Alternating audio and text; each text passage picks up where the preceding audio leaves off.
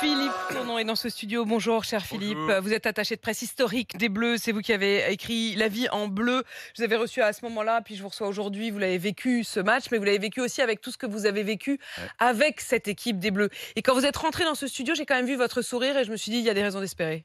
Exactement, il y a plusieurs niveaux de lecture. On peut dire on est champion du monde, on ne l'est plus. Échec, circuler, il n'y a rien à voir. Après, on peut essayer de comprendre ce scénario de dingue qui a fait entrer ce match dans le top 3 des matchs les plus fous, les plus beaux, à renversements multiples. Voilà. Et puis la troisième raison, c'est le niveau de lecture, c'est de prendre du recul et dire mais cette équipe de France, elle a quand même fait une Coupe du Monde formidable. Il y a une jeune génération qui est là. On a une politique technique de détection, de formation qui nous permet de sortir des joueurs. Tous les jeunes qui sont rentrés hier ont été formidables. Kolo Muani, Kamavinga et les autres.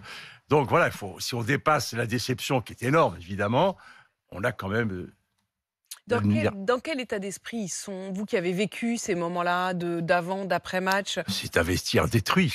C'est ça le vestiaire de la finale de l'Euro 2016 qu'on perd au Stade de France contre le Portugal.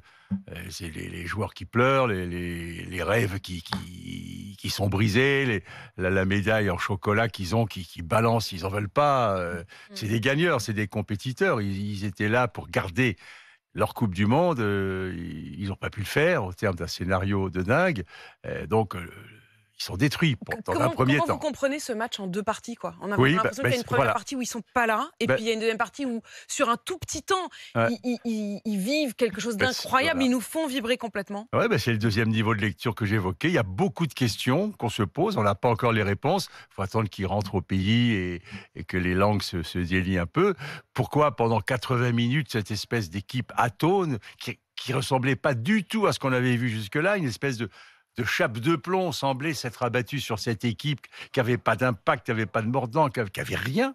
Et tout d'un coup, là, en 10 minutes, comme disait Pierre Salviac, les mouches ont changé d'âne et l'équipe de France retrouve ses jambes, retrouve son mental et revient, comme dit Didier Deschamps, de nulle part.